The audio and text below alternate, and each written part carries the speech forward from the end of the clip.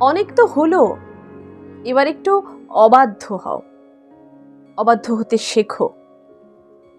সবার মন জুগিয়ে চলার কোনো দায় নেই তোমার। সবার কথা ভাবতে ভাবতে নিজেকে খারাপ রাখা এবার একটু বন্ধ করো। দরকারে কেয়ারলেস হও। প্রয়োজন নেই প্রতিবার তোমারই সবটা ঠিক করে নেওয়ার বা তার চেষ্টা করার। যেখানে তোমার কদর নেই সেখান থেকে উঠে এসো নীরবে। মিছে পিছুটানগুলো ঝেড়ে ফেলো। কিছু ফটো, কিছু মেসেজ মুছে ফেলো।